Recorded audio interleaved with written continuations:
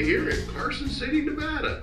I want to take a few moments to talk to you about this education initiative, or as others are calling it, the gross margins tax that we're going to be voting on this coming November here in Nevada. A couple of things that came to my mind I'd like to share. Number one is integrity.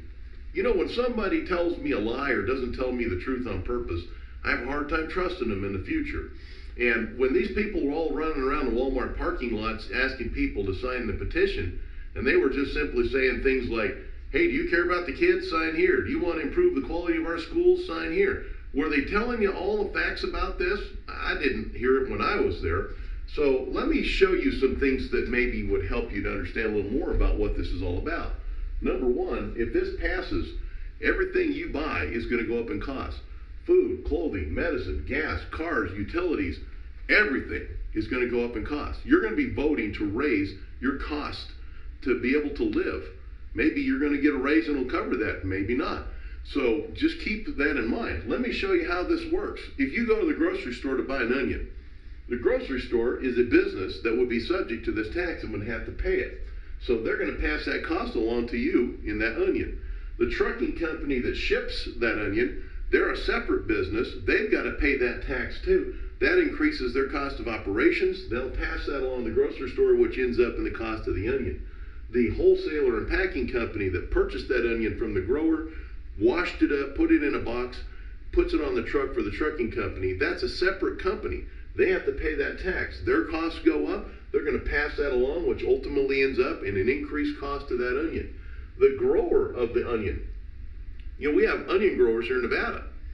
That grower is a separate business. They're going to have to pay a tax. That increases their cost. They're going to add that on to what they charge. That ends up down here in the cost of that onion that you pay.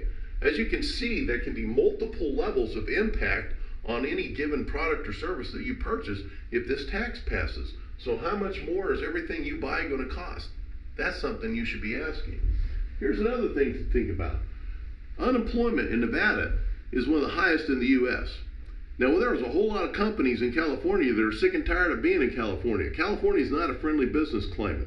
They've said they want to leave. Our economic development folks go and interview them, they talk to them, and they're trying to get them to come to Nevada. But you know what they're saying?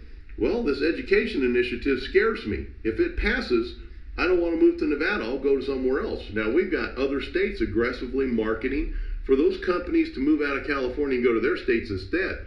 Idaho, Utah, Wyoming, and Texas, to be specific. And so these companies are either skipping Nevada and moving to the other states because they have to leave, or they're waiting to see this November what the outcome of this vote is. If it's to increase to add this tax to the Nevada operations, they're not going to move to Nevada. Many of them have said, that's it, I will move to one of the other states instead. So all those folks that are unemployed right now who would like to get a job don't have a job because this is on the ballot. Even if it doesn't pass, they're going to go for almost a whole nother year of being unemployed that they could have got a job. I think they're not happy about this. But here's a whole lot of people that have jobs that need to be thinking about this as well.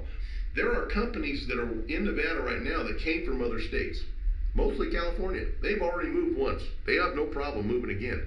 In fact, several of them have told us publicly, we'll move. If you pass this tax, we will move our company. And these are larger employers. So there goes some more jobs. There goes up more unemployment. That's not a good thing for Nevada. So now let's get back to some more detail about this initiative that maybe you didn't know. It's designed to supposedly put all of the money that is collected into the state education fund section of the general fund for the state of Nevada. Now what that means is it's kind of like a savings account inside the main budget. But let me explain this to you. Let's say this is the general fund of the state of Nevada. As it currently stands, all of the taxes that we already have on the books, modified business tax, mining tax, gaming tax, sales tax, all the other taxes, registration of vehicle tax, all of that stuff goes into this pot. And every 2 years, the legislature decides how much money to spend everywhere. And let's say they decide to give this much to education. So they're going to give $50 to education out of that fund.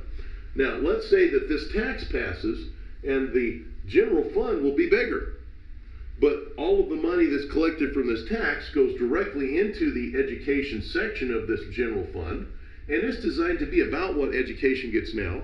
So there it is. It's sitting there in the education fund. Legislature comes along and says, look, we've got more money to spend than we did before. Maybe they will want to get reelected. You know, last time I checked, legislators like to spend other people's money so that they get reelected.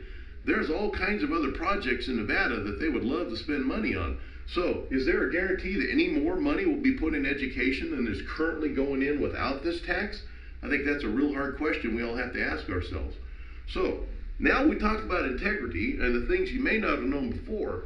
When you see these folks running their commercials, can you trust what they're telling you? Are they telling you the whole story? Did they tell you the whole story when they asked for you to sign the petition? Just wanted to give you some extra things to think about from a small local CPA and a business owner's perspective. Now, I hope you will vote this fall. I hope you will vote against this. It's not good for Nevada. But if you're not registered to vote, we're going to put a slide up here where it'll show you how to go and register, because it's important that you do register and vote. Thank you for listening and for your time.